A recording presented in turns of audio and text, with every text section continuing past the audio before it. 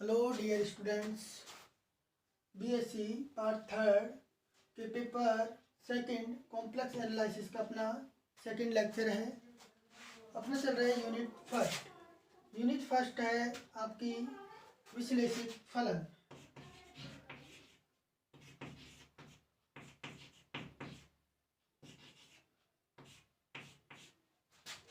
फलन एनालिटिक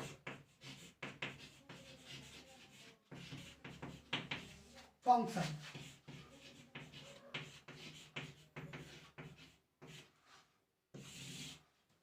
ठीक है, कल अपन ने पढ़ा था नंबर सिस्टम। नंबर सिस्टम में अपन ने देखा था कि जितने भी नंबर्स हैं, जितनी भी संख्याएं हैं, उनके अलग नोटेशंस होते हैं। जैसे नेचुरल नंबर्स का अलग होता है, होल नंबर्स का अलग होता है, इंटीजर्स का अलग होता है। इसी प्रकार अपन ने देखा था सम्मिश्र संख्याओं का समुच्चय। सम्मिश्र संख्याओं के समुच्चय को अपन डिनोट करते थे कैपिटल सी से, और इसके अंदर वे सभी संख्याएं आती थी जो a प्लस आयोटा b की फॉर्म में हो, जहां पर a और b क्या थे, a और b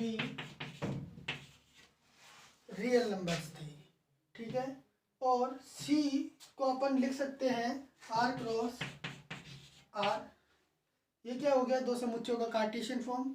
तो इसके अंदर जो एलिमेंट आते हैं वो आते हैं क्रमित युग्म के रूप में एक्स वाई की फॉर्म में, जहां पर x और x है वो r से आता है और y भी r से आता है। ठीक है ना। अच्छा, ये हो गया क्रमित युग्म। क्रमित युग्म को आप जानते हो एक प्लेन के अंदर दर्शाते हैं। तो यहां से आप क्या कह सकते हो कि प्रत्येक सम्मिश्र संख्या एक प्लेन के अंदर दर्शाई जा सकती है। ठीक है, तो यहाँ से सम्मिश्र संख्याओं की जो डेफिनेशन है वो क्या निकल के आई कि वे सभी संख्याएं जिन्हें एक समतल में दर्शाया जा सके सम्मिश्र संख्याएं कहलाती हैं। ये अपन ने देख लिया था। अच्छा, सम्मिश्र संख्याओं को आप प्लेन के अंदर दर्शाते हो टू डायमेंशनल में।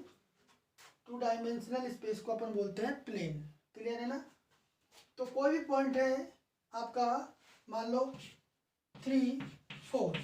3, 4 को आप कैसे दर्शाते हो, एक्स डिस्टेंस आपको 3 डिस्टेंस चलनी है आपको एक्स डायरेक्शन में रियल एक्सिस के अबाउट, और वाई डिस्टेंस आपको चलनी है इमेजिनरी एक्सिस के अबाउट। ये रियल एक्सिस है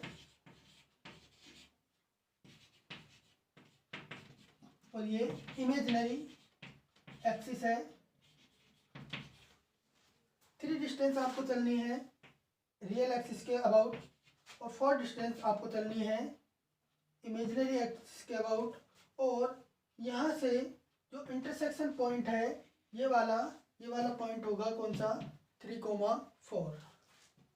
3,4, और इस पॉइंट को आप नाम दे सकते हो P। ठीक है, तो आप प्रत्येक कॉम्प्लेक्स नंबर को ऑर्डर्ड पेयर की फॉर्म में लिख सकते हो। तो डेफिनेशन भी अपनी कि वे सभी नंबर जिन्हें समतल में दर्शाया जा सके क्या कहलाते हैं, सम्मिश्र संख्याएं।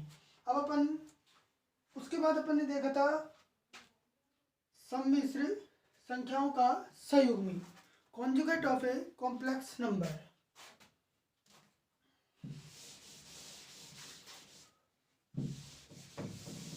देखिए, रियल नंबर्स को तो आप ये बता सकते हो, कोई भी दो रियल नंबर है एक्स और वाई, इनके बीच में तो आप ये बता सकते हो कि कौन सा नंबर छोटा है कौन सा नंबर बड़ा है।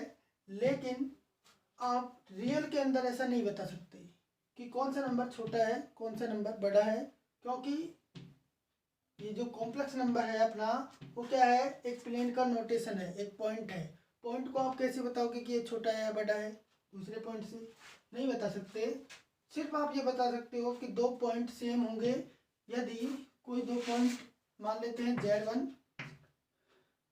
बराबर X1 Y1 और Z2 बराबर X2 Y2। कोई दो कॉम्प्लेक्स नंबर सेम होंगे, कब होंगे, जब उनके रियल पार्ट सेम हो और इमेजिनरी पार्ट दोनों ही सेम हो। मतलब Z1 बराबर Z2 इम्प्लाइज ये Z1 Z2 कब बराबर होगा, जब x1 बराबर x2 के हो तथा y1 बराबर हो y2 के।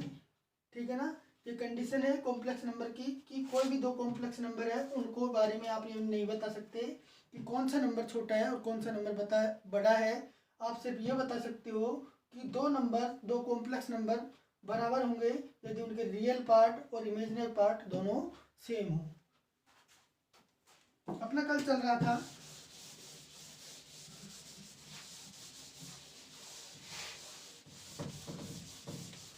Conjugate of a complex number, सम्मिश्र संख्या का संयुग्मी। देखिए आपके पास कोई एक संख्या थी z बराबर x प्लस आयोटा y, जिसको आप कैसे लिख सकते हो x y की फॉर्म में।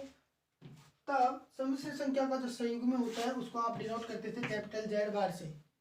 और क्या था कि जो आपका इमेजिनरी पार्ट है वो नेगेटिव है तो पॉजिटिव हो जाता है, पॉजिटिव है तो नेगेटिव हो जाता है। तो यहाँ पर ये पॉजिटिव है तो इसका जो कॉन्जुगेट होगा वो क्या होगा x माइनस आयोटा y, और इसको इस फॉर्म में लिखना चाहो तो कैसे लिखोगे x माइनस के y। अब देखिए यहाँ पर चेंज कहाँ पर हो रहा है, चेंज हो रहा है इमेजिनरी पार्ट में, इस कॉम्प्लेक्स नंबर के इमेजिनरी पार्ट में चेंज हो रहा है और रियल पार्ट सेम है। तो ज्योमेट्रिकली आप डेफिनेशन बनाना चाहो कॉन्जुगेट नंबर की तो आप क्या बनाओगे, मान लो कोई पॉइंट आपका यहाँ पर है x, y, तो इसका जो कॉन्जुगेट मिलेगा ये आपका पी पॉइंट है मान लो, तो इसका जो कॉन्जुगेट है वो आपको रियल एक्सिस के अबाउट इसकी विपरीत दिशा में मिलेगा। ठीक है ना, इसका रिफ्लेक्शन है वो कहलाता है इसका कॉन्जुगेट। तो इसको आप नाम दे सकते हो p dash x minus y. Clear है ना, कॉन्जुगेट का कॉन्जुगेट क्या हो गया, mirror image about x axis या फिर रियल एक्सिस, ये आपने पढ़ी लिया। फिर अपना चल रहा था प्रॉपर्टीज, कल एक दो प्रॉपर्टी रह गई थी।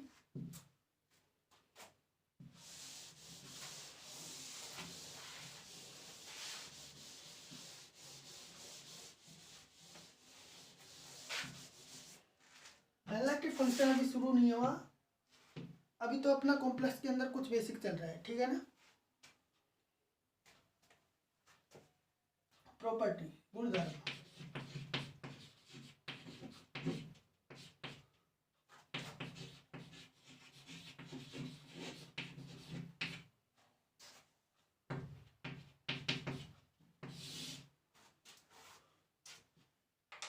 प्रॉपर्टी अपन ने बताई थी कल।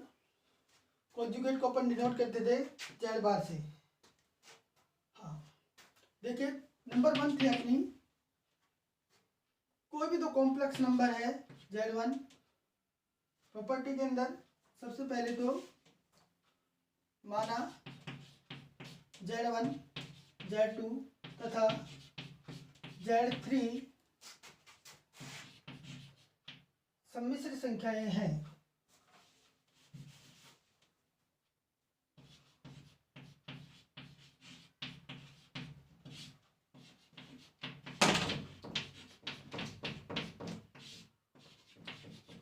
तब नंबर 1 प्रॉपर्टी है, नंबर 1 प्रॉपर्टी है इसकी कि कोई भी दो कॉम्प्लेक्स नंबर है Z1 Z2 के एडिशन का आपको कॉन्जुगेट निकालना है तो वो बराबर होता है Z1 का कॉन्जुगेट प्लस Z2 का कॉन्जुगेट।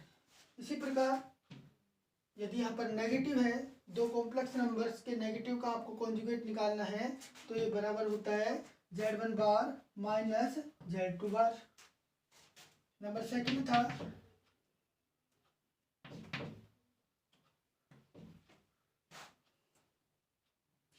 Z1 डॉट Z2 का कॉन्जुगेट, ये किसके बराबर था, Z1 का कॉन्जुगेट डॉट Z2 का कॉन्जुगेट।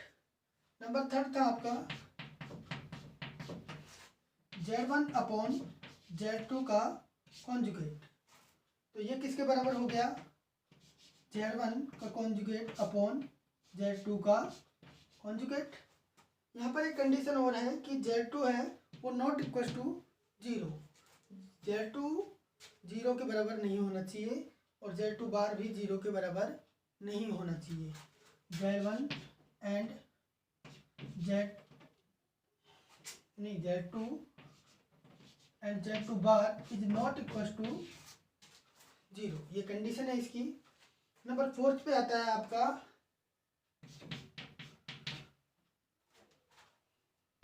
Z1 या Z1 लिख दो या फिर हाँ Z1, और Z1 का जो बार है Z1 डॉट Z1 का बार ये बराबर होता है, सॉरी मोड के अंदर आता है ऐसा, किसी भी कॉम्प्लेक्स नंबर Z1 के कॉन्जुगेट का कॉन्जुगेट उस कॉम्प्लेक्स नंबर के ही बराबर होता है। ये आपकी है 4th प्रॉपर्टी। और नंबर 5 है आपकी, दिख रहा है क्या नीचे, ऊपर लिख देते हैं।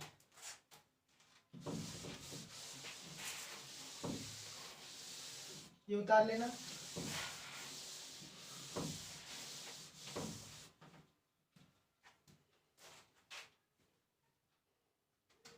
नंबर 5 देखिए, Z प्लस Z बार, Z प्लस Z बार ये किसके बराबर होता है, ये आप जानते हो कि कोई भी कॉम्प्लेक्स नंबर है Z है, मान लो आपके पास x plus iota y plus Z बार क्या है x माइनस आयोटा y। आप जानते हो किसी भी कॉम्प्लेक्स नंबर का कॉन्जुगेट है उसमें इमेजिनरी पार्ट क्या हो जाता है, negative, x minus iota y। तो यहाँ से क्या कैंसिल आउट हो जाएगा, y से आयोटा y कैंसिल आउट हो जाएगा, z प्लस Z बार। तो यहाँ से हो गया ये 2x। यहाँ पर x क्या होता है, आपको बताया था कल कि कोई भी कॉम्प्लेक्स नंबर है Z x plus iota y, जहाँ पर x जो है वो होता है रियल पार्ट ऑफ Z। ये पार्ट क्या कहलाता है, रियल, और ये पार्ट कहलाता है इमेजिनरी। तो x हो गया रियल पार्ट ऑफ Z। इसको अपन ऐसे भी डिनोट कर सकते हैं कि x is real part of Z and y is imaginary part of Z। Z के ही है ना, Z का क्या है x रियल पार्ट और y क्या है इमेजिनरी पार्ट। तो यहाँ से आप क्या लिख सकते हो, यहाँ से आप लिख सकते हो Z plus Z bar upon 2, ये बराबर होता है रियल पार्ट ऑफ Z की। ठीक है, एक प्रॉपर्टी हो रहा है इसकी, प्रॉपर्टी नंबर 6। देखिए अब ये एडिशन का देख लिया, एक नेगेटिव का होता है Z माइनस Z बार। इसी प्रकार निकालिए इसको भी, x प्लस आयोटा y। अब यहाँ पर Z का क्या निकालना है, कॉन्जुगेट। तो कॉन्जुगेट क्या होता है, x माइनस आयोटा y, लेकिन आगे क्या है माइनस, तो साइन चेंज हो जाएंगे, minus x plus iota y। यहाँ से x कैंसिल हो जाएगा, बचेगा क्या आपके पास 2 iota y Z minus Z बार। तो यहाँ से y है वो क्या है आपका इमेजिनरी पार्ट ऑफ Z। तो अपन क्या करते हैं 2 आयोटा को इधर लेके आ जाते हैं, या फिर अपन यहीं पर लिख सकते हैं कि 2 iota real part of Z। ये Z की फॉर्म में बनाया है अपन ने। यदि आपको ऐसा कहीं दिख जाए या फिर Z प्लस Z बार आपको दिख जाए तो आप लिख सकते हो 2 रियल पार्ट ऑफ Z। आगे अपन यूज भी करेंगे इनको। तो यहाँ से आपको हो गया z minus z bar upon 2 iota equals to imaginary part of z. ये उतार लीजिए।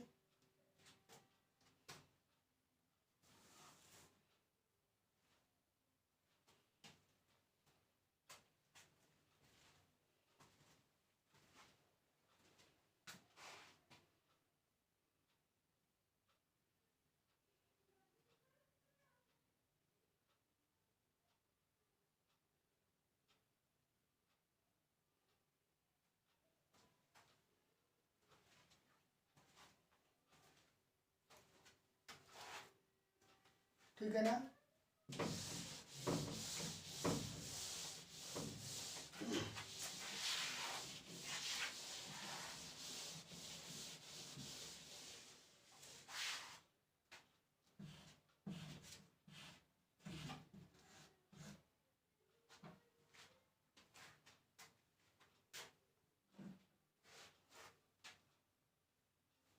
अब नेक्स्ट हेडिंग है आपकी मापांक।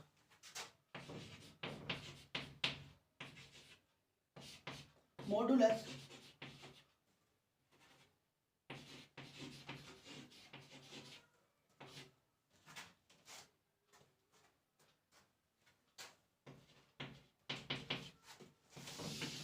मॉडुलस क्या होता है वो देखिए। माना या फिर चलो माना ही बोल देते, माना z बराबर x प्लस आयोटा y एक सम्मिश्र संख्या है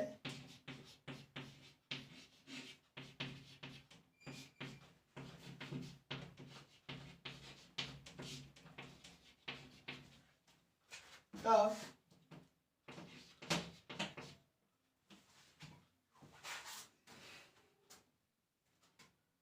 सम्मिश्र संख्या z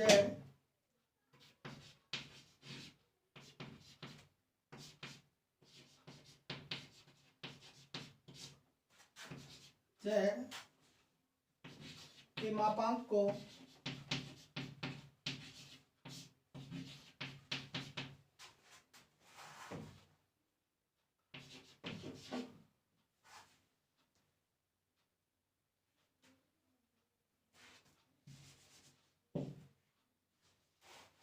मोड z द्वारा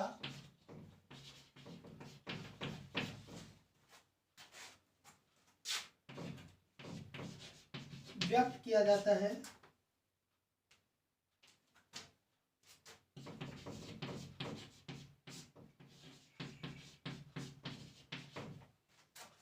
जहां मोड z बराबर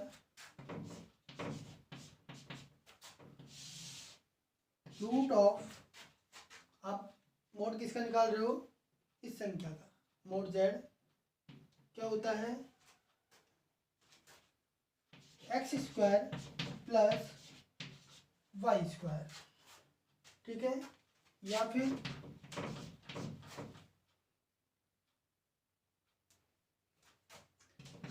फिर आप लिख सकते हो रियल पार्ट ऑफ z का square plus imaginary part of z का स्क्वायर, ठीक है। अच्छा, ज्योमेट्रिकली देखिए आप मोड को कैसे दिखाते हो, क्या होता है मोड। आपके पास देखिए कॉम्प्लेक्स प्लेन के अंदर ये आपका कॉम्प्लेक्स प्लेन है,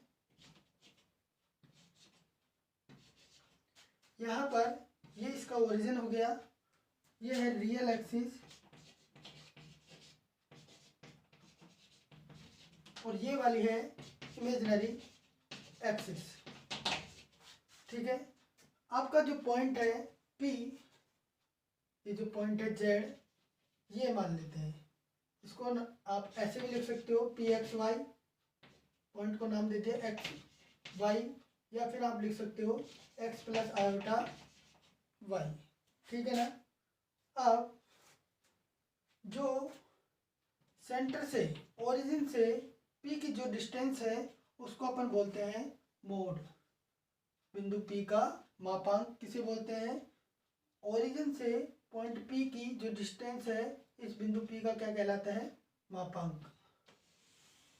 आपकी ये जो डिस्टेंस है इस डिस्टेंस को बोलते हैं मोड Z। इसको आप, ये क्या है? डिस्टेंस है, तो डिस्टेंस को आप नाम भी दे सकते हो कोई भी R।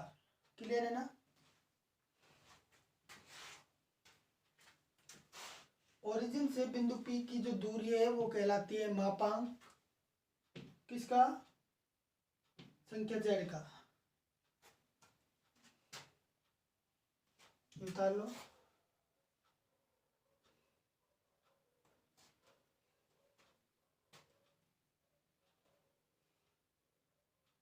इसके बाद जो नेक्स्ट है अपना, हाँ, इसकी कुछ प्रॉपर्टीज और हैं।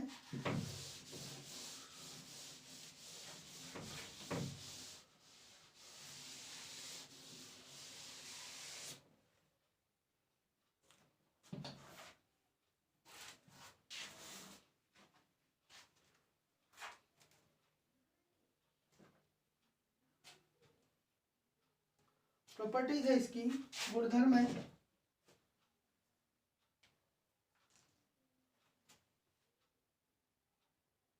हाँ, गुणधर्म।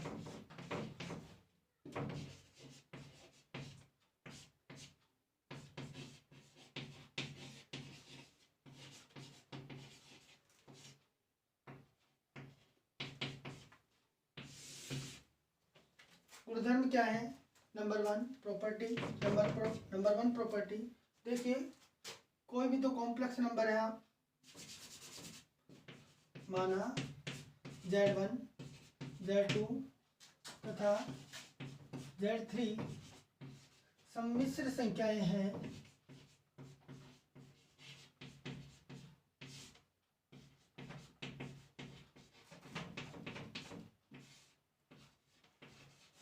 क्या है? सम्मिश्र संख्याएं हैं।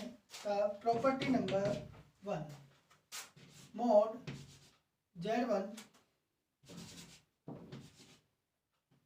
डॉट Z2 ये बराबर होता है mode of Z1 into mode of Z2 की।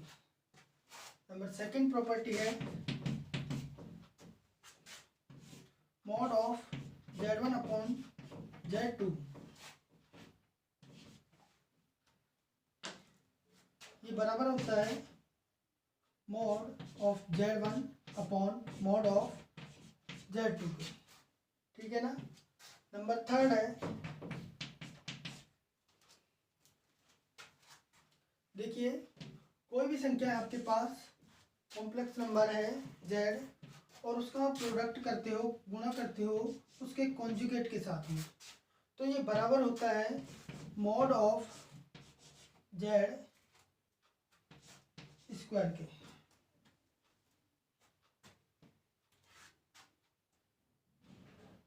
ये उतार लो। इसके बाद कुछ प्रॉपर्टी और हैं, जैसे number fourth mode of Z1 plus Z2 mode of, एक साथ बता दूंगा इनको, Z1 plus Z2 six mode of Z1 minus Z2 number 7 mode of Z1 minus Z2। इनको आप क्या लिख सकते हो? Mode of Z1 plus Z2 mode of Z1 minus mode of Z2 mode of Z1 plus mode of Z2 mode of Z1 minus mode of Z2। देखिए जैसे real के अंदर आप पढ़ते थे, यहाँ पर x1 x2 आ जाते थे रियल नंबर्स, उसी प्रकार यहाँ पर आ रहे हैं Z1 Z2 सम्मिश्र संख्याएं और अब देखिए यहाँ पर जो साइन आएंगे वो क्या आएंगे, देखिए Z1 प्लस Z2 का मोड आपको निकालना है, और यहाँ पर आ रहा है प्लस का साइन, मतलब ये ज़्यादा हो रहा है, तो इधर की साइड जहाँ पर इधर प्लस है तो वो क्या हो जाएगा, ग्रेटर देन, ये होगा greater than and equals to, and greater than and equals to. यहाँ पर नेगेटिव है तो ये क्या हो जाएंगे, less than and equals to, इधर भी less than and equals to. ये कुछ प्रॉपर्टीज थी इनकी, वो आप लिख लीजिए।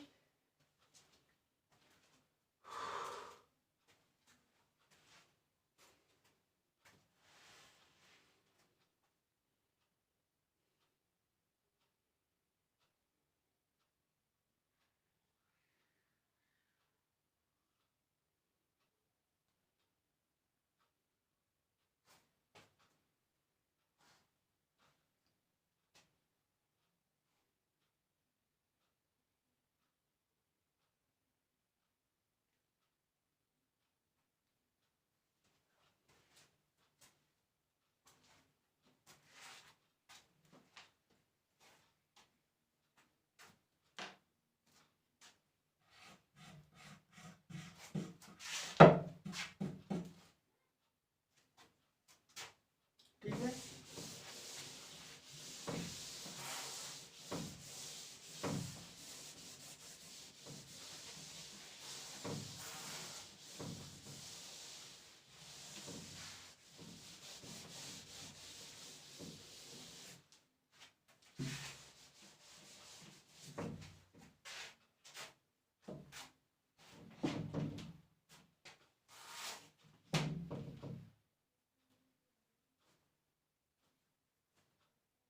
नेक्स्ट जो हेडिंग है वो है कोणांक, आर्गुमेंट।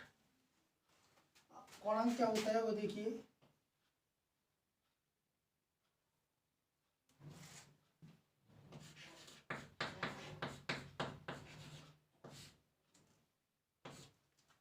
आर्ग्यूमेंट्स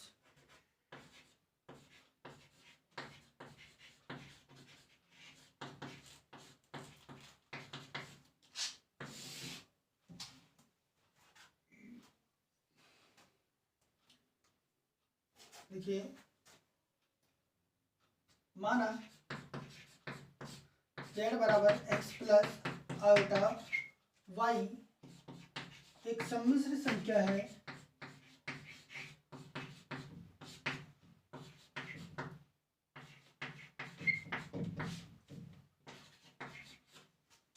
तब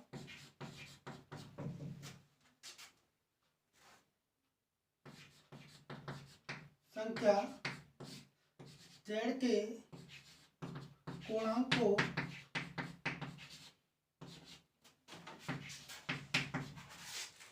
आर्ग्यूमेंट ऑफ z या थीटा द्वारा व्यक्त किया जाता है।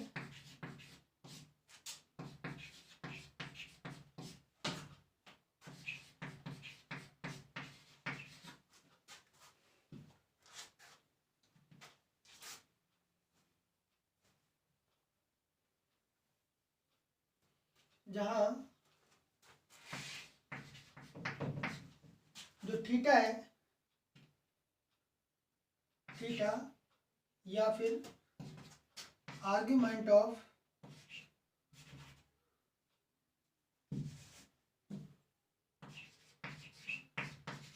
जेड ये बराबर किसके होता है, tan inverse y upon x। Argument of z ये बराबर होता है tan inverse y upon x। देखिए ज्योमेट्रिकली आप इसको देखना चाहो तो क्या होता है, आपको यहाँ से क्लियरली दिख रहा है। थीटा क्या होता है, रेखा ओपी है उसका एंड रियल एक्सिस से या फिर इनिशियल लाइन से जो एंटी क्लॉकवाइज बनाया गया कोण है उस कोण को बोलते हैं कोणांक। ठीक है ना, रेखा ओपी का रियल एक्सिस से एंटी क्लॉकवाइज बनाया गया कोण क्या कहलाता है, कोणांक।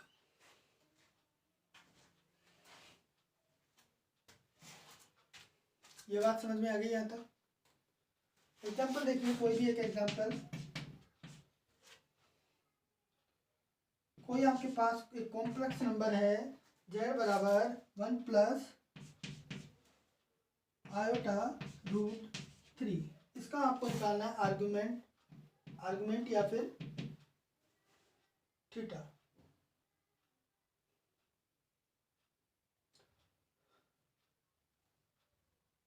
निकालिए क्या आएगा।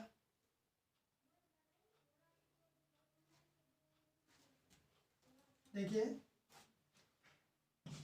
थीटा या फिर आर्ग्यूमेंट ऑफ z बराबर क्या होता है, tan inverse y upon x, imaginary part of z upon real part of z। यहाँ पर इमेजनरी पार्ट है √3 और रियल पार्ट है 1, तो यहाँ से आ जाएगा आपका tan इनवर्स क्या आएगा, √3 अपॉन 1, √3 अपॉन 1। तो देखिए tan में √3 किसकी वैल्यू होती है, ये होती है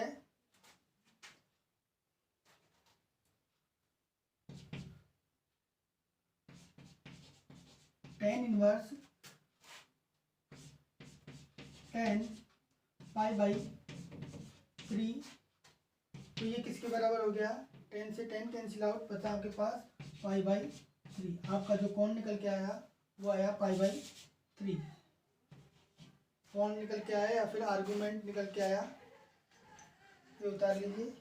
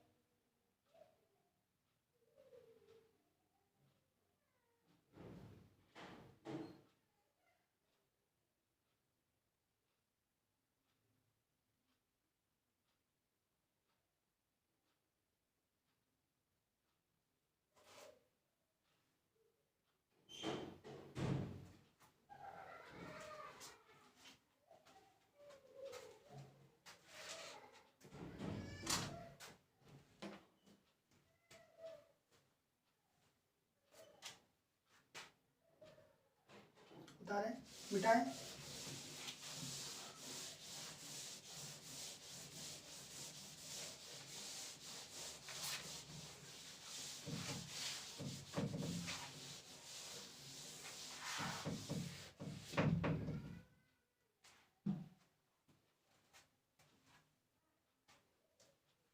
अब जो नेक्स्ट हेडिंग है अपनी, सम्मिश्र संख्या का ध्रुवीय रूप।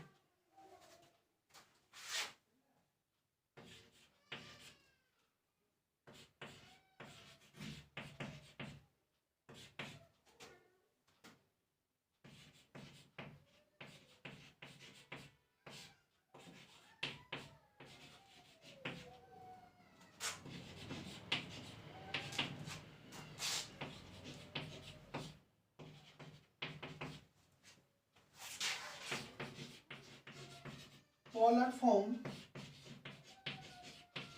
of a complex number।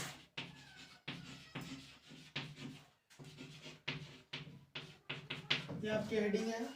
देखिए सम्मिश्र संख्या जो अब तक अपन ने पढ़ रहे थे वो कौन सी फॉर्म थी, कार्टेशियन फॉर्म में, कार्तीय रूप में।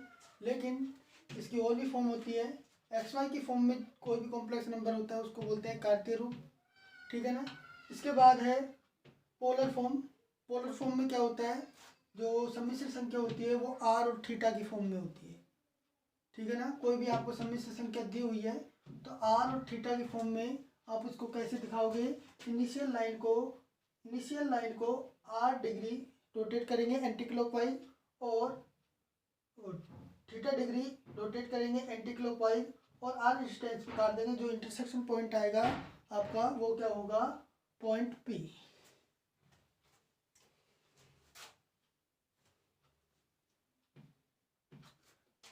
एक दूसरी हो गई अपनी पोलर फॉर्म, और एक और होती है तीसरी पैरामेट्रिक फॉर्म। पैरामेट्रिक फॉर्म में क्या होता है, x और y दोनों ही किसी अलग वेरिएबल के फंक्शन होते हैं। जैसे कि पैरामीट्रिक फॉर्म में x बराबर कोई फंक्शन होता है, t का हो सकता है, u का हो सकता है, y भी फंक्शन होता है t का। पैरामीट्रिक फॉर्म में क्या होता है कि दोनों ही वेरिएबल, दोनों ही x और y एक ही वेरिएबल के फंक्शन होते हैं, चाहे वो t के हो या फिर u के हो या फिर w के, किसी भी वेरिएबल के एक ही वेरिएबल के फंक्शन होते हैं, उसको बोलते हैं पैरामीट्रिक फॉर्म। अब यहाँ पर बात कर रहे हैं पोलर फॉर्म के बारे में। पोलर फॉर्म में आप कैसे दर्शाओगे? मान लेते हैं z बराबर आपके पास कोई एक पॉइंट है x प्लस आयोटा y, ठीक है ना। इसको आपने नाम दे दिया 1। अब देखिए इस पॉइंट को आपने रिप्रेजेंट कर दिया कॉम्प्लेक्स प्लेन के अंदर, ये पॉइंट हो गया P। अब यहाँ से आप देखते हो यहाँ पर ये जो डिस्टेंस है आपकी यहाँ से और यहाँ तक, ये क्या हो जाएगी y, और ये जो डिस्टेंस है ये क्या हो जाएगी x। क्लियर है ये तो सभी को? इस पॉइंट को अपन नाम दे देते हैं A। ये तो अपना P है ही।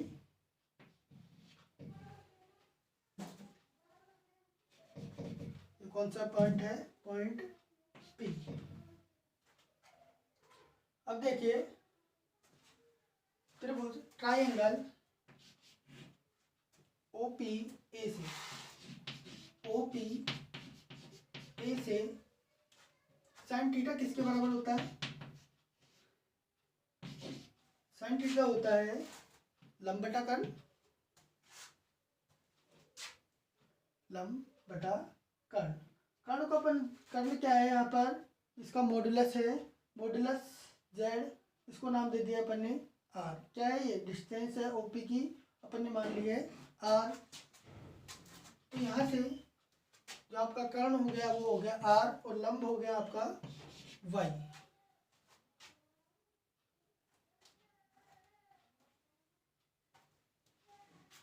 लंब बटा कर्ण है ना, लंब हो गया आपका y और कर्ण हो गया आपका r,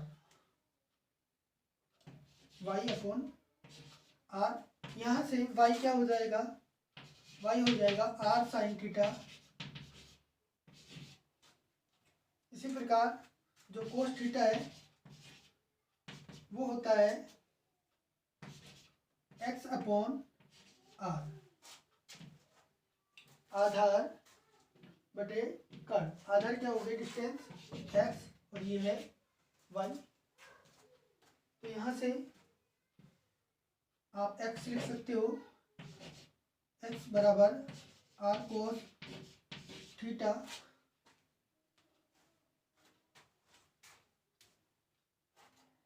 अब देखिए x तथा y का मान समीकरण 1 में रखने पर क्या आएगा? z बराबर x का मान है r कोस थीटा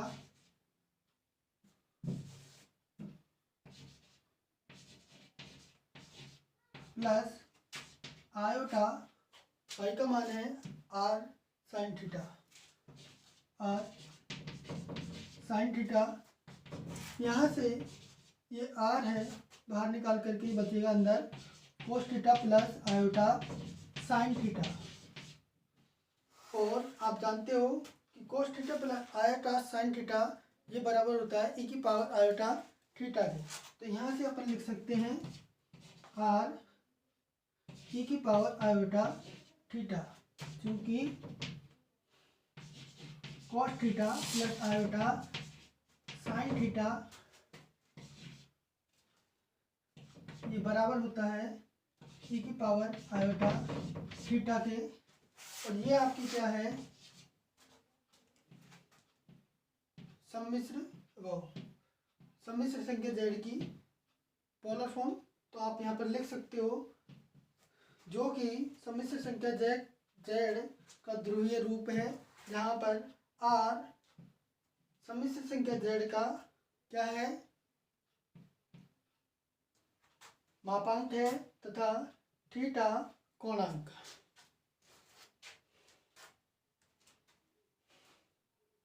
यहाँ पर आप लिखिए आर मापांक मॉड्यूलस और थीटा कोणांक।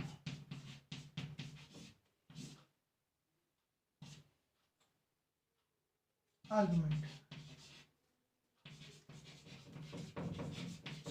दिख तो रहा है नीचे।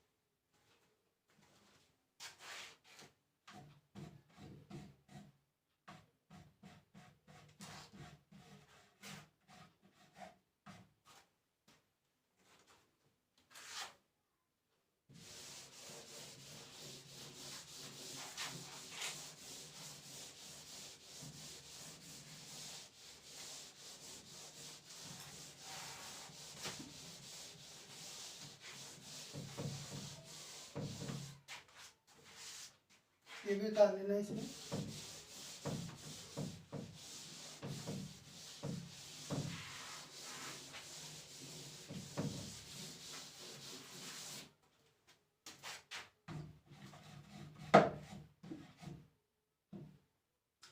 देखिए यूनिट फर्स्ट के अंदर जो अपना मेन सिलेबस स्टार्ट होगा एनालिटिक फंक्शन से होगा। अभी चल रहा है अपना थोड़ा सा बेसिक है जो आपको जानना है। नेक्स्ट हेडिंग है लिमिट, सीमा।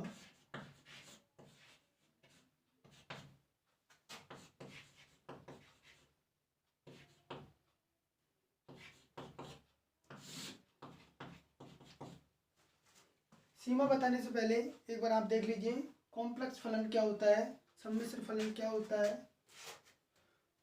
जैसा आपने रियल के अंदर पढ़ा था, वास्तविक मान फलन, कोई फलन था y बराबर एफ ऑफ एक्स। रियल के अंदर इस फलन को अपन बोलते थे वास्तविक मान फलन या फिर वास्तविक चर फलन। इसको वास्तविक चर फलन क्यों बोलते हैं? क्योंकि इसका जो वेरिएबल है वो क्या है, वास्तविक है, रियल है, इसलिए अपन इसको बोलते हैं वास्तविक चर फलन। इसका दूसरा भी नाम वो होता है वास्तविक मान फलन, क्योंकि इसका जो मान आएगा वो वास्तविक होएगा आएगा, इसलिए अपन इसको ये भी बोल सकते हैं वास्तविक मान फलन या फिर वास्तविक चर फलन। इसी प्रकार कॉम्प्लेक्स के अंदर कोई एक फलन होता है w बराबर एफ ऑफ जेड, इसको बोलते हैं सम्मिश्र चर फलन। क्यों? क्योंकि इसका जो चर है, वेरिएबल है, वो क्या है, कॉम्प्लेक्स नंबर है, तो इसको बोलते हैं सम्मिश्र चर का फलन। और इसका जो वैल्यू निकल के आएगी वो भी कॉम्प्लेक्स आ सकती है या रियल भी आ सकती है, तो इसको जो दूसरा नाम आप बोल सकते हो सम्मिश्र मान का फलन। अच्छा, तो एक बात और देखिए, यहाँ पर जो डोमेन है x कहाँ से आता था, x आता था आपका डोमेन से, और y आपका कहाँ से आता था, कोडोमेन से।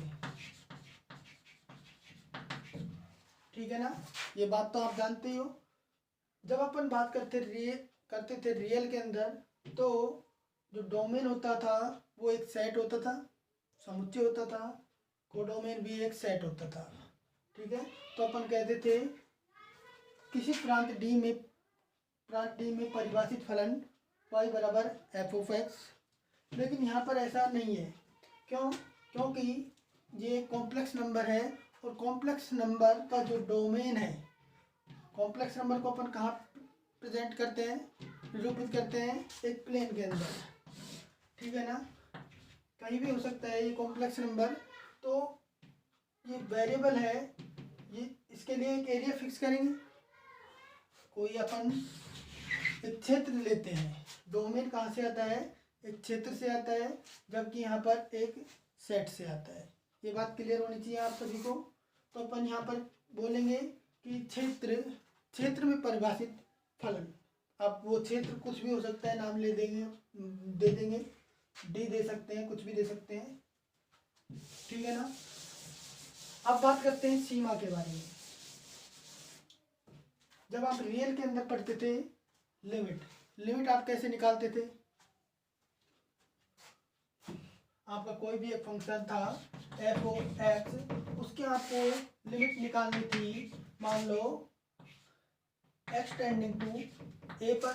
तो आप कैसे बताते थे कि इसकी लिमिट एग्जिस्ट है या फिर नहीं है? इसके लिए आप क्या निकालते थे? राइट हैंड लिमिट और left hand limit. Right hand limit आप निकालते थे,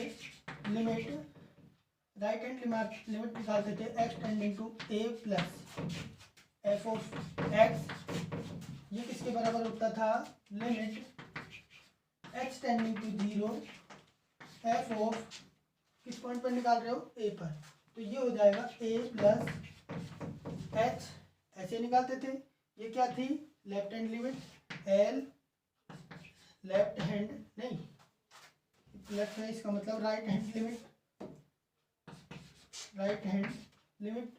और जो लेफ्ट हैंड लिमिट है वो होती थी limit x tending to a minus f of x, limit ये बराबर है h tending to 0 f of a minus h. अपन किसी पॉइंट ए पर, देखिए अपन रियल के अंदर लेफ्ट हैंड लिमिट और राइट हैंड लिमिट ही निकालते थे। क्यों? क्योंकि जो इसका वेरिएबल है, डोमेन है, वो आप कहाँ से लेते थे? रियल लाइन से लेते थे। मान लो ये पॉइंट है ए, तो यहाँ पर रियल के अंदर जो अपनी भी सारे के सारे वेरिएबल है, जो भी है एक्स है, वो कहाँ पर होता था? रियल लाइन पर। तो जो एक्स है वो एक ही तरफ मूव कहाँ से कर सकते हैं? या तो राइट हैंड साइड से या फिर लेफ्ट हैंड साइड से। तो अपन इसकी लिमिट कैसे निकालते थे? यहाँ पर एच है वो बिल्कुल सूक्ष्म संख्या है, सबसे छोटी संख्या है।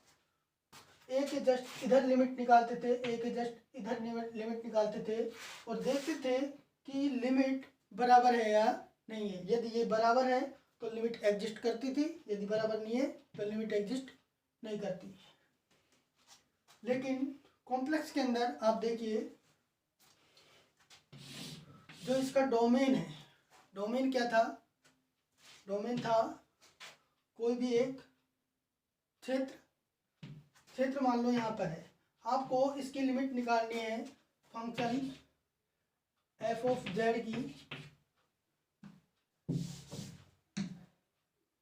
लिमिट निकालनी है z tending to z naught पर। मान लो आपको कहीं पर, आपका कहीं पर जेड नोट है। अब जेड नोट की तरफ मूव करेगा। जेड नोट की तरफ किधर से मूव कर सकता है? रियल के अंदर तो अपन ने बता दिया कि एक्स है वो या तो राइट हैंड से मूव कर सकता है या फिर लेफ्ट हैंड साइड से मूव कर सकता है। लेकिन जो कॉम्प्लेक्स है उसके अंदर ये पॉइंट है जेड नोट। जेड किधर मूव करेगा? जेड नोट की तरफ। जेड नोट की तरफ आप देखोगे तो यहाँ पर कॉम्प्लेक्स के अंदर इस क्षेत्र में जेड कहीं भी हो सकता है। अब ये जेड किधर से भी मूव कर सकता है, इस जेड नोट की तरफ किधर से भी मूव कर सकता है। तो इसकी जो डेफिनेशन है वो क्या हो जाएगी? इस फंक्शन w बराबर एफ ऑफ जेड की प्रांत डी, ये कोई फलन है जो परिभाषित है किसी एक क्षेत्र में। अब इस फंक्शन एफ ऑफ जेड की बिंदु जेड बराबर जेड नोट पर सीमा एग्जिस्ट होगी यदि जेड है वो जेड नोट की तरफ किसी भी मार्ग से चले तो उसकी सीमा है वो क्या आनी चाहिए, अद्वितीय आनी चाहिए, बराबर आनी चाहिए। ठीक है, अभी डेफिनेशन लिखेंगे, अच्छे से समझ में आएगा। और जो इसकी जो और दूसरी डेफिनेशन है मैथमेटिकली, आप जैसे कि आपने लास्ट ईयर पढ़ी थी लिमिट की डेफिनेशन रियल में, वो डेफिनेशन अभी अपन नहीं बताएंगे। ये जो बेसिक है थोड़ी सी ये बताएंगे, वो अभी यहाँ पर काम में नहीं आने वाली है अपने। जब काम में आएगी, जो चीज़ें काम में आएंगी उसको अपन बता देंगे, कोई दिक्कत नहीं है। ये बात समझ तो गए ना, अभी और समझ में आ जाएगी।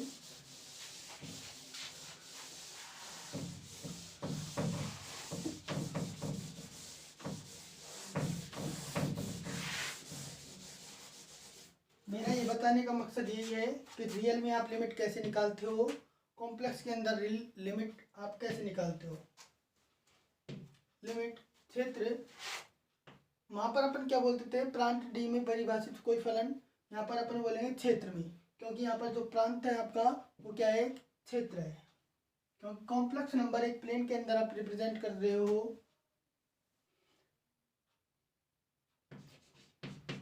प्रांत नहीं, प्रांत भी लिख सकते हैं, ऐसी कोई बात नहीं है। प्रांत तो कुछ भी हो सकता है, सेट भी हो सकता है, क्षेत्र भी हो सकता है। क्षेत्र डी में परिभाषित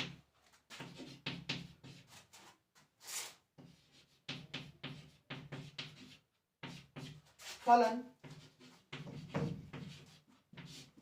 W बराबर f ऑफ जेड की सीमा बिंदु जेड बराबर जेड नोट पर विद्यमान होगी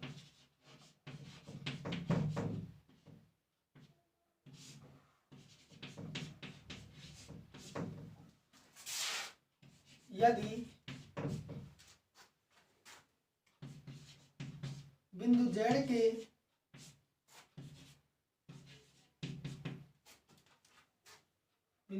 के जेड नोट की ओर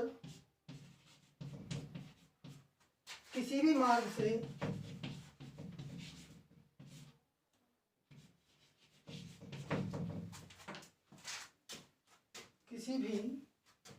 से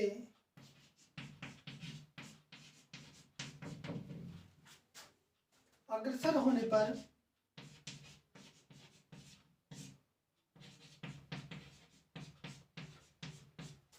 सीमा अद्वितीय, अद्वितीय का मतलब यूनिक प्राप्त हो। ठीक है ना, और इसे आप कैसे रिप्रेजेंट करते हो, limit f of z tending to z naught. ठीक है ना, समझ में आई ये बात। कॉम्प्लेक्स प्लेन के अंदर जेड है वो जेड नोट की तरफ, जेड है वो जेड नोट की तरफ किसी भी मार्ग से मूव कर सकता है। तो किसी भी मार्ग से मूव करे, जो सीमा है वो सेम आनी चाहिए। क्लियर है ना बात। इसका एग्जांपल देखते हैं।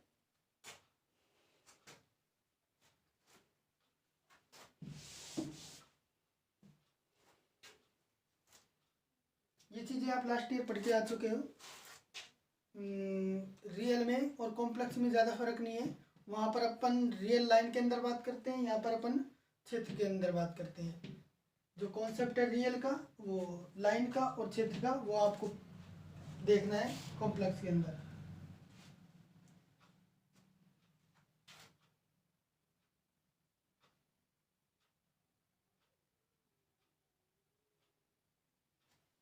कोई एक एग्जांपल ले लीजिए।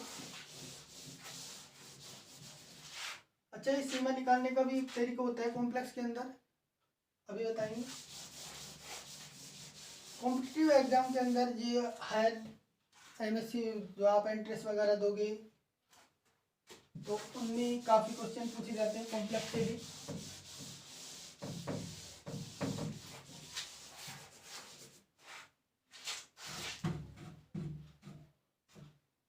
एंट्रेंस वगैरह के लिए आपको ये लिमिट निकालना तो आना ही चाहिए, अदरवाइज यहाँ पर जो स्टार्ट करते हैं वो एनालिटिक फंक्शन से स्टार्ट करके आपकी यूनिट स्टार्ट हो जाती। लेकिन इसका ये देख लो,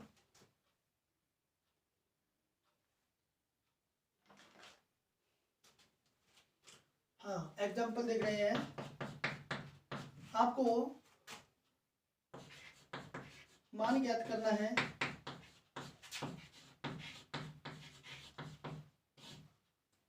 मान ज्ञात कीजिए, कोई एक हाँ limit z tending to 0 z bar upon z।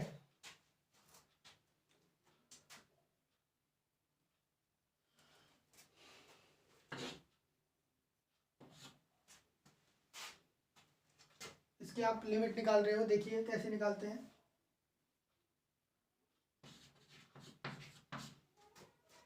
यहाँ जो आपका फंक्शन है f ऑफ z वो बराबर है, किसके बराबर है, z बार अपॉन z के, ठीक है ना। तो यहाँ से आप जानते हो कि z है वो बराबर होता है x प्लस आयोटा y के, और जो z बार है वो बराबर होता है x माइनस आयोटा y के, ठीक है ना। तो यहाँ से अपन क्या करते हैं, ये वैल्यू उठा करके इधर पुट कर देते हैं।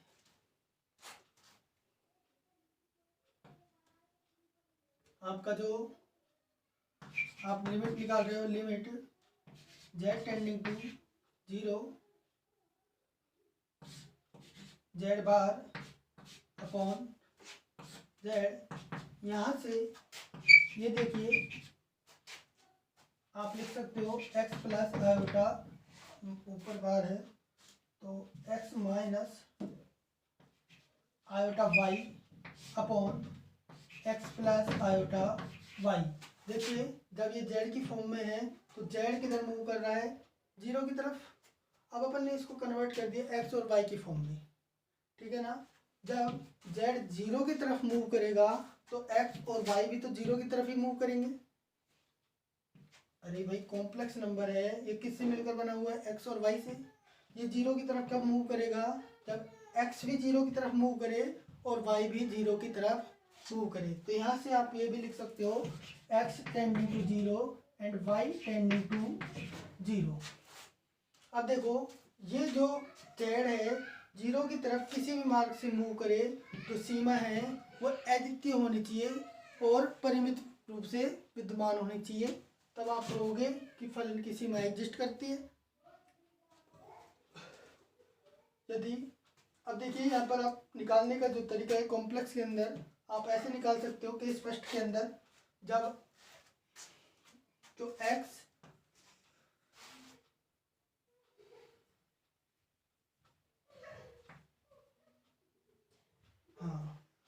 केस फर्स्ट के अंदर ये z है वो 0 की तरफ x अक्ष के अनुदिश भी मूव कर सकता है और y अक्ष के अनुदिश भी मूव कर सकता है। केस फर्स्ट के अंदर अपन देखेंगे जब z 0 की तरफ x अक्ष के अनुदिश मूव करे, x अक्ष पर y की वैल्यू क्या होती है, 0। तो केस फर्स्ट के अंदर देखिए जब z 0 की तरफ x अक्ष के अनुदिश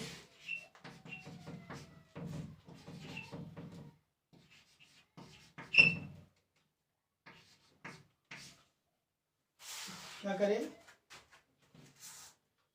अग्रसर हो,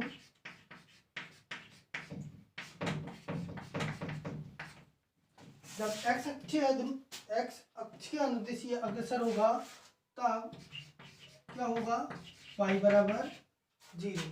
तो यहाँ से आप वैल्यू निकालते हो इसकी, तो क्या निकल के आती है, limit z tending to 0 z bar upon z equal to, देखिए y क्या हो जाता है 0 जब x अक्षीय अनुदिश अग्रसर हो, ठीक है ना। अपन ने डेफिनेशन में लिखा था जब जेड नोट की तरफ किसी भी मार्ग से अग्रसर हो, जो सीमा है वो अद्वितीय होनी चाहिए। तो अपन ने केस फर्स्ट के अंदर क्या ले लिया कि जेड जब 0 की तरफ x अक्ष के अनुदिश अग्रसर होगा, x अक्ष के अनुदिश अग्रसर होगा तो y क्या हो जाएगा 0 हो जाएगा। ये बात तो आप जानते ही हो। तो यहां से देखिए, आप बीएससी फाइनल के अंदर हो, ज़्यादा डिटेल में बताने की ज़रूरत नहीं है इनके बारे में। आप लिमिट काफ़ी पढ़ के आ चुके हो, लास्ट ईयर भी पढ़ के आ चुके हो, तो आप समझ रहे होगे ये चीज़ें। तो यहाँ से y को 0 बनाना है। कैसे बनाओगे, limit x tending to 0, x अक्ष के अनुदिश जा रहा है, अग्रसर हो रहा है, तो यहाँ पर y 0 हो जाएगा, x बचेगा x minus iota 0 upon x plus iota 0। तो ये x हो गया, x से x कैंसिल हो गया, बच गया आपके पास क्या 1। यहाँ तक ठीक है। अब नेक्स्ट देखिए केस सेकंड, जब z 0 की तरफ y अक्ष के अनुदिश अग्रसर हो, y अक्ष का जब अनुदिश अग्रसर होगा तो y अक्ष पर x क्या हो जाता है 0 हो जाता है। तब देखिए दोनों कंडीशंस के अंदर, एक बार तो ये मार्ग अपनाया है इसने, लिमिट निकाल z को 0 तक पहुंचने के लिए z ने सबसे पहले तो मार्ग कौन सा अपनाया, x अक्ष के अनुदिश, ठीक है ना। x अक्ष के जब अनुदिश अपनाया तो लिमिट निकाल के देखी, अपनी क्या आई 1। अब y अक्ष के अनुदिश निकालेंगे तो देखते हैं लिमिट क्या आती है। यदि समान आती है तो ये लिमिट एग्जिस्ट करेगी, यदि समान नहीं आती तो इसकी सीमा क्या नहीं होगी, विद्यमान ही नहीं होगी।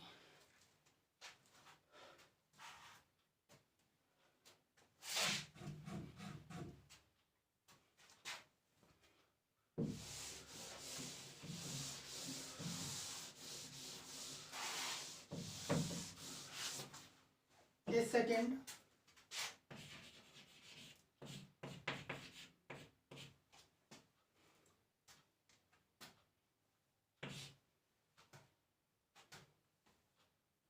केस सेकंड के अंदर जब z 0 की तरफ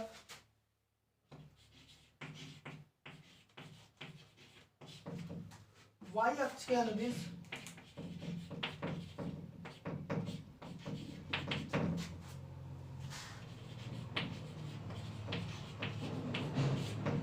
अग्रसर हो,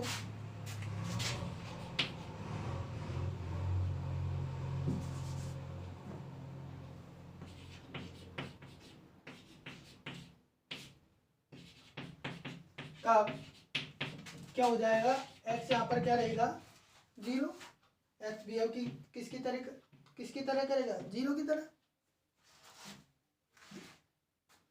तो यहाँ से limit z tending to 0 z bar upon z, ये किसके बराबर हो जाएगा x तो यहाँ पर क्या है 0 minus iota y minus iota y upon यहाँ पर ये 0, ये क्या बचा माइनस आयोटा y।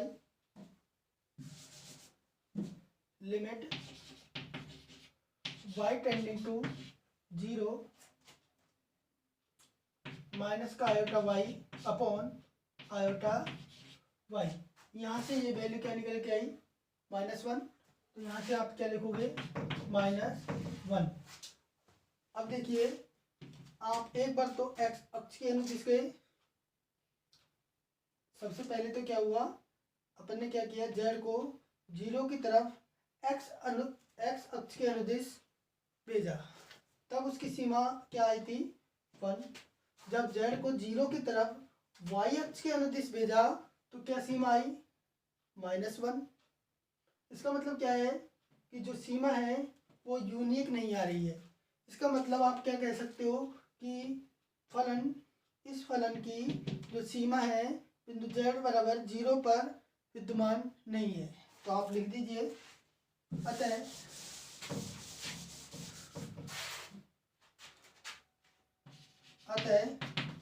फलन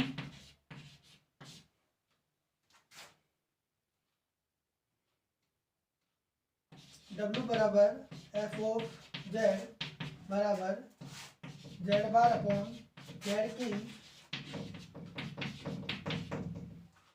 बिंदु z बराबर 0 पर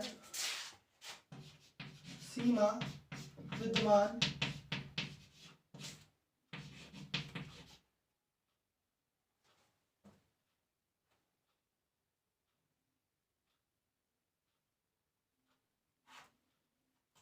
z बराबर 0 पर सीमा विद्यमान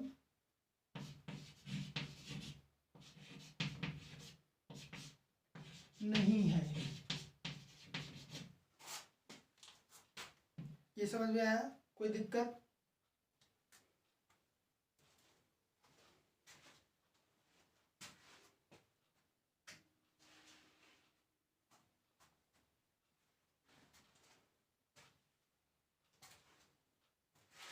कॉम्प्लेक्स के अंदर ये सीमा निकालने का एक तरीका है, ऐसे आप निकाल सकते हो। पहले आप एक्स अक्ष के अनुदिश भेजो, जिस पॉइंट पर भेजना है। यहाँ पर अपन जेड को 0 की तरफ भेज रहे हैं एक्स अक्ष के अनुदिश। दूसरी कंडीशन के अंदर जेड को 0 की तरफ भेजा है वाई अक्ष के अनुदिश। ठीक है ना? अच्छा, तो अभी एक ऐसा एग्जाम्पल लेते हैं जो जिसकी सीमा विद्यमान हो।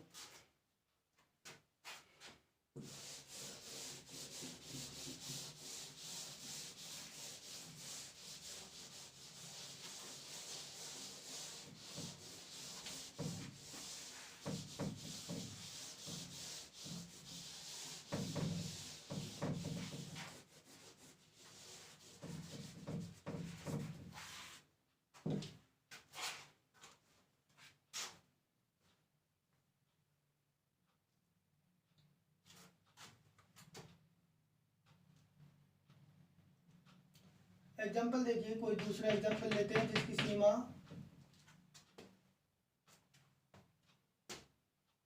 विद्यमान हो, कोई भी ले सकते हो। Limit z tending to 0 z plus 1। सीमा यहाँ से क्लियर ही दिख रही है आपको ज्ञात करनी है इसकी सीमा। तो इसके लिए वही कंडीशन है, सॉल्यूशन।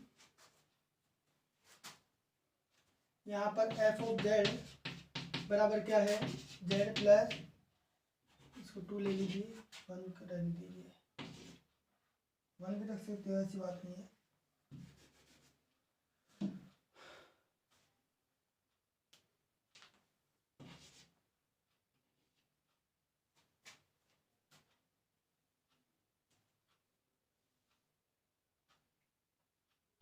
z प्लस 2, यहाँ से आप इसको लिख सकते हो एफ ऑफ जेड बराबर x plus iota y plus 2। ठीक है ना? तो यहाँ से आप अब देखिए, आपको लिमिट निकालनी है। लिमिट z टेंडिंग टू 0 किस पर निकाल रही है, z बराबर 0 पर, z प्लस 2। और इसको आप लिख सकते हो limit x tending to 0 and y tending to 0, क्योंकि z है, फिर बता रहा हूँ, z 0 की तरफ मूव कर रहा है। कैसे करेगा, जब x 0 की तरफ मूव करे और y भी 0 की तरफ मूव करे, तभी z 0 की तरफ मूव करेगा। तो यहाँ से आप लिख सकते हो x plus iota y plus 2। अब सेम वही केस फर्स्ट,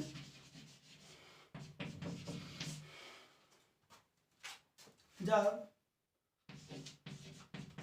z 0 की तरफ x अक्ष के अनुदिश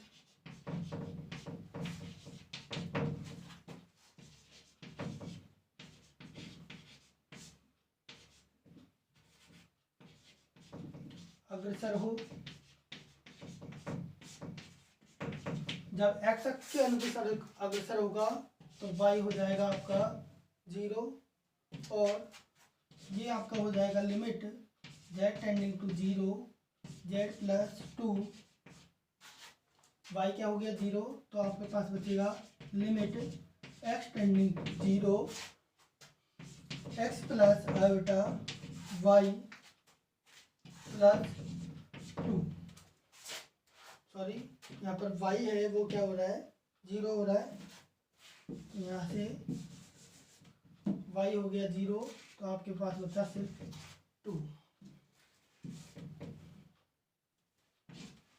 अब देखिए लिमिट लगाइए x टेंडिंग टू 0, यहाँ पर लिमिट लगेगी x टेंडिंग टू 0, तो ये बचेगा आपके पास सिर्फ 2।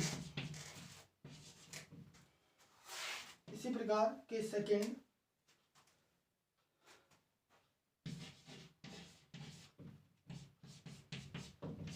जब z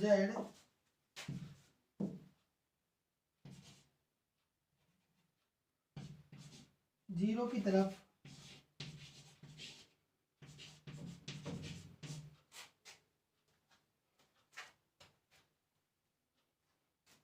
जब z 0 की तरफ y अक्ष के अनुदिश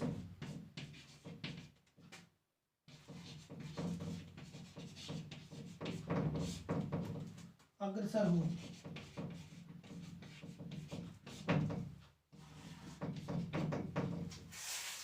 y अक्ष के अनुदिश अग्रसर होगा, तो यहाँ से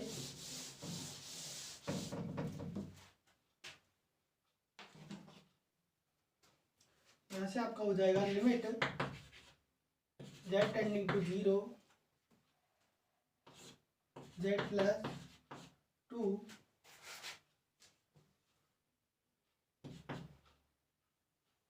यहाँ पर x क्या होगा, तब x इक्वल टू 0, एंड यहाँ से x 0 होगा तो लिमिट रहेगी आपकी y टेंडिंग टू 0, और यहाँ पे आएगा x 0 होगा तो क्या बचेगा आपके पास आयोटा y प्लस 2। जब आप y टेंडिंग टू 0 रखेंगे तो यहाँ पे क्या आएगा आपका 2।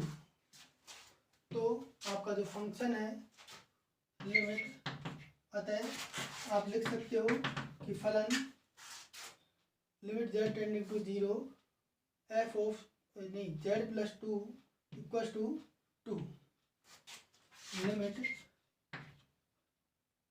z tending to 0 z plus 2 equal to 2, फलन की सीमा विद्यमान है और क्या है 2 है। इसके बाद है कॉन्टिन्यूटी, सांतत्यता। देखो कॉम्प्लेक्स के अंदर भी इसकी एक और डेफिनेशन है कॉन्टिन्यूटी की, यदि ज़रूरत पड़ेगी आगे तो आपको बता देंगे।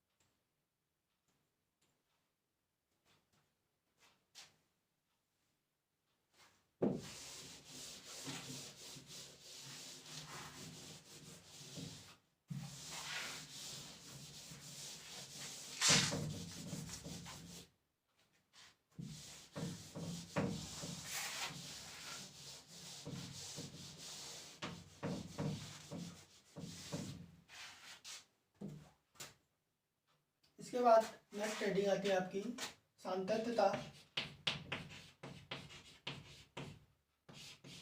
कॉन्टिन्यूटी।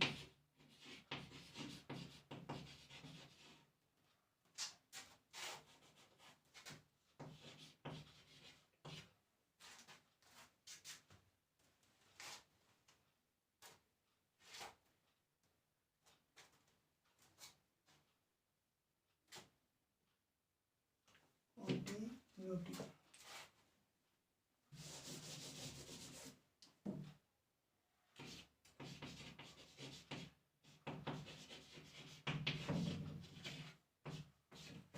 कॉन्टिन्यूटी देखिए, रियल के अंदर आपने जो डेफिनेशन देखी थी, कोई एक फंक्शन था किसी एक प्रांत में परिभाषित। रियल में क्या डेफिनेशन थी कि मान लो कोई एक फंक्शन है एफ ऑफ एक्स बराबर वाई, कोई एक फंक्शन है। अब इस फंक्शन की किसी बिंदु, कोई बिंदु ले सकते हो एक्स टेंडिंग टू एक्स बराबर एक्स नॉट। देखिए, जब आप रियल के अंदर पढ़ते थे तो ये फलन बिंदु x बराबर एक्स नॉट पर संतत होता था यदि इस बिंदु पर फलन की जो सीमा है वो बराबर हो इस बिंदु पर फलन के मान के। समझ गए? मतलब इस फलन की जो सीमा है इस बिंदु पर x बराबर एक्स नॉट पर फलन की सीमा आप कैसे निकालते हो? Limit x tending to 0 f of x, ये बराबर होना चाहिए इस बिंदु पर फलन के मान के। फलन का मान आप कैसे निकालते हो? इस बिंदु पर इस एक्स नॉट को फंक्शन के अंदर रख दो और जो वैल्यू आएगी तो इस फंक्शन की वैल्यू हो जाएगी बिंदु एक्स नॉट पर। तो ये हो गई एफ ऑफ एक्स नॉट। ये है एक्स नॉट। यहाँ तक क्लियर है? ये होता था आपका रियल के अंदर। रियल में क्या था? ये चीज लिमिट निकालना। लिमिट कैसे निकालते थे? एक बार लेफ्ट हैंड साइड निकाल लो, एक बार राइट हैंड साइड निकाल लो और दोनों के दोनों क्या आनी चाहिए? बराबर आनी चाहिए, यूनिक आनी चाहिए।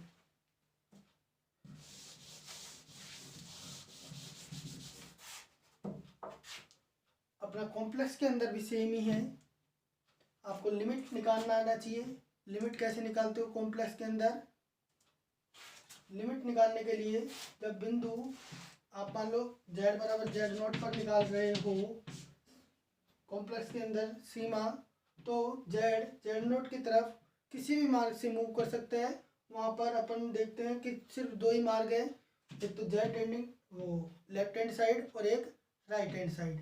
लेकिन यहाँ पर जेड है वो जेड नॉट की तरफ किसी भी मार्ग से मूव कर सकता है, क्योंकि अपन बात कर रहे हैं यहाँ पर प्लेन में और वहाँ पर अपन बात करते हैं एक लाइन में। थोड़ा सा बस यही फर्क है और कुछ नहीं है रियल और कॉम्प्लेक्स का। तो लिमिट निकालना तो आपने सीख ही लिया। लिमिट निकाल दिया तो फंक्शन की बिंदु जेड नोट पर वही है जैसे कि रियल में थी कि फलन की बिंदु जेड बराबर जेड नोट पर सीमा और बिंदु जेड बराबर जी नोट पर फलन का मान दोनों बराबर हो गए। तब आप कह दोगे कि जो फलन है कॉम्प्लेक्स फलन है वो क्या है? संतत है पॉइंट जेड बराबर जेड नॉट पर। तो यहाँ से आप डेफिनेशन लिखिए। देखिए, क्षेत्र किसी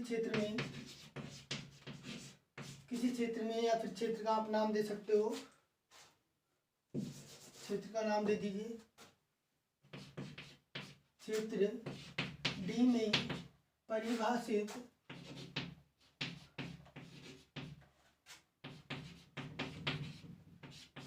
फलन जेड बराबर जेड नॉट पर अवकलनीय संख्या पढ़ रहे हैं। जेड नॉट पर सातत्य होगा यदि, कब होगा? यदि फंक्शन एफ ऑफ जेड की, यदि फंक्शन एफ ऑफ जेड की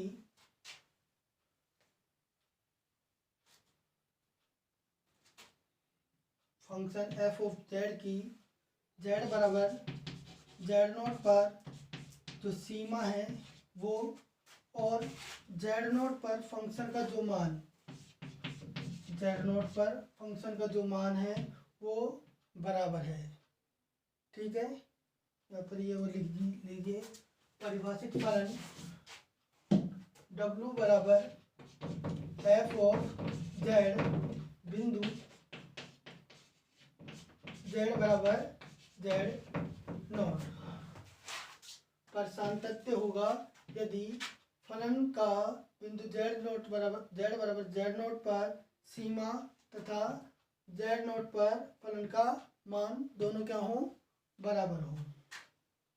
ये हो गया आपका कॉन्टिन्यूटी। कोई आप एग्जांपल देखना चाहो तो आप देख सकते हो। एग्जांपल है आपका, कोई एक मान लो आपके पास फंक्शन है f ऑफ z,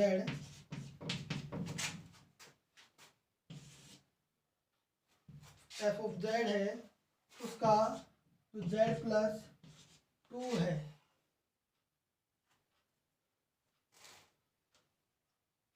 ये फंक्शन है f ऑफ z, वो क्या है z प्लस 2।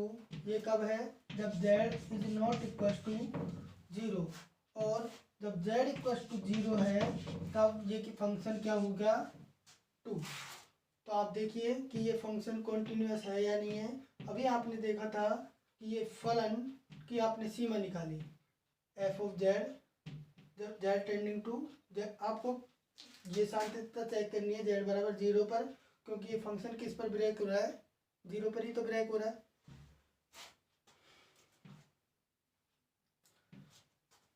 हाँ, आपको सीमा निकालनी है z बराबर 0 पर। सीमा आपने निकाल ली z प्लस 2 की, ठीक है ना, 0 पर, तो क्या आई 2, सीमा 2 आ गई। और इसका जो मान निकालना है 0 पर जो मान आएगा वो क्या आएगा 2। तो इसका मतलब क्या है कि इस फंक्शन की जो सीमा है और जो मान है बिंदु z बराबर z0 पर क्या है, बराबर है, इसलिए ये क्या कहलाएगा, कॉन्टिन्यूअस फंक्शन। ठीक है, आज के लिए इतना ही काफ़ी है। फिर कल अपन पढ़ते हैं कॉन्टिन्यूटी, डिफरेंशियबिलिटी। डिफरेंशियबिलिटी के बाद में, डिफरेंशियबिलिटी मतलब अवकलनीयता, फिर उसके बाद पढ़ेंगे अपन विश्लेषिक फलन। आपकी यूनिट फर्स्ट का स्टार्टिंग फर्स्ट टॉपिक है एनालिटिक फंक्शन। ठीक है, कल मिलते हैं। यदि कोई भी चीज़ आपको समझ में नहीं आए तो आप कमेंट में लिख सकते हो कि सर ये टॉपिक है, इसको वापस पढ़ाओ, वापस पढ़ा दूँगा, कोई दिक्कत नहीं है। ठीक है।